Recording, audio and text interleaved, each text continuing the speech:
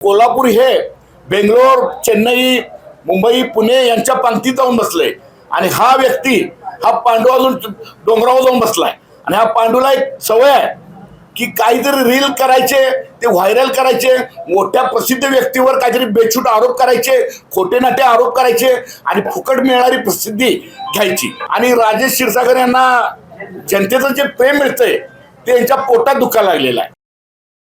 नवीन Suzuki e Access electric scooter silent, smooth आणि stylish, आरामदायक seat, digital features आणि रोजच्या वापरासाठी परफेक्ट कम्फर्ट, एक चार्ज आणि शहरभर निश्चिंत राईड, कमी खर्च, शून्य प्रदूषण। आजच मोहिते सुझुकी कावळा नाका, मोहिते सुझुकी उद्यमनगर आणि मोहिते सुझुकी साने गुरुजी शोरूमला भेट द्या।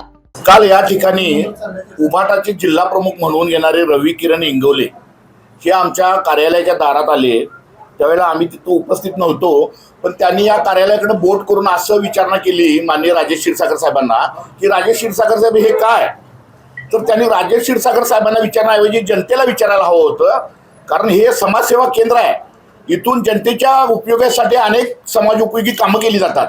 निराधार व्यक्तींना संजय गांधी निराधार योजनेतून इथून आधार दिला जातो। अनेक लाडक्या भगिनींना त्यांच्यासाठी काहीतरी लाडक्या बहिणी योजनेतून काहीतरी माहिती व्हावी यासाठी कागदपत्र पुरवली जातात। कुणाला गरजूंना रक्तदान केलं जातं, पुन्हा गरजूंच्या पालकांच्या मुलांना शाळा कॉलेजाच्या प्रवेशासाठी इथून मार्ग सुकर केला जातो। अशी अनेक विविध कामं इथून केली जातात आणि त्याच कार्यालयाकडे बोट करून ही व्यक्ती विचारते हे काय। तर हे समाजसेवा केंद्र आहे, इथं मटका घेतला जात नाही का, मटका बुकी नाही तिथं, कारण त्यांना स्वतःच्या अवतीभोवती जे आहेत त्यांचे सहकारी अनुयायी त्यावरून स्वतः ते दुसऱ्याची पारख करतात।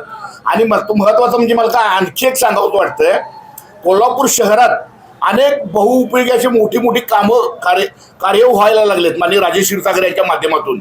आज कन्व्हेन्शन सेंटर होऊ घातलंय, शहरात जागोजागी मोठे मोठे उड्डाण पूल होतील, रंकाळ्याचा विकास केलेला आहे।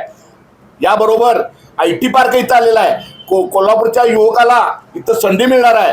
कोल्हापूरचा युवक पुणे, चेन्नई, बेंगलोर या ठिकाणी जाण्याऐवजी कोल्हापुरातूनच त्याला त्यातून साथ मिळेल आणि कोल्हापूर हे बेंगलोर, चेन्नई, मुंबई, पुणे यांच्या पंक्तीत जाऊन बसले आणि हा व्यक्ती हा पांडू अजून डोंगरावर जाऊन बसलाय आणि हा पांडूला एक सवय आहे की काहीतरी रील करायचे, ते व्हायरल करायचे, मोठ्या प्रसिद्ध व्यक्तीवर काहीतरी बेछूट आरोप करायचे, खोटे नाटे आरोप करायचे आणि फुकट मिळणारी प्रसिद्धी घ्यायची।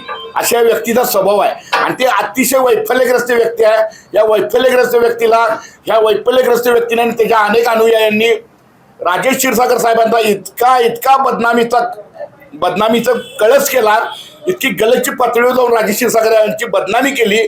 पण कोल्हापूरची सुज्ञ जनता राजेश क्षीरसागर साहेब ही व्यक्ती काय आणि रवी किरण इंगवले हा इसम काय या जनतेला चांगलं माहित आहे। कोल्हापूरच्या जनतेनं राजेश क्षीरसागर साहेबांना 30,000च्या आसपास मतांनी निवडून दिलेला आहे, हे ह्या व्यक्तीनं लक्षात घ्यावं।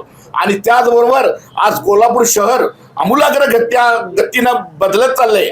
कोल्हापूरची जनता, कोल्हापूरच्या युवकाला रोजगाराच्या मोठ्या संधी मिळालेल्या आहेत आणि याचा त्याला पोटशूळ उठलेला आहे। आणि राजेश क्षीरसागर यांना जनतेचं जे प्रेम मिळतंय ते यांच्या पोटात दुखायला लागलेलं आहे।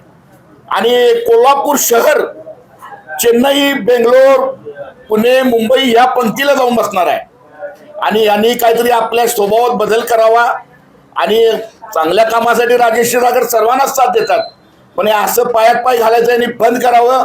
आणि आपल्याला एक सांगतो, काही व्यक्तींचा स्वभावच असतो, जसं माकड किती म्हातारा झालं किंवा किती वयाचं झालं तरी गोलांटी मारायचं विसरत नाही। म्हणजे उलटे खोटे नाटे काहीतरी आरोप करायचे, रील करायची आणि बघत बसायचं, फुकट प्रसिद्धी घ्यायची। हा उद्योग त्यांनी ताबडतोब बंद करावा, अन्यथा आम्ही शिवसैनिक बाळासाहेब ठाकरेंचे शिवसैनिक आहोत, शिवरायांचे मावळे आहोत। जशाच तसं उत्तर आम्हाला कधीही देता येते हे त्यांनी लक्षात घ्यावं। ही व्यक्ती अतिशय वैफल्यग्रस्त आहे, मोठ्या मोठ्या बाता करते, स्वतः महापालिकेत निवडून आलेली व्यक्ती आहे।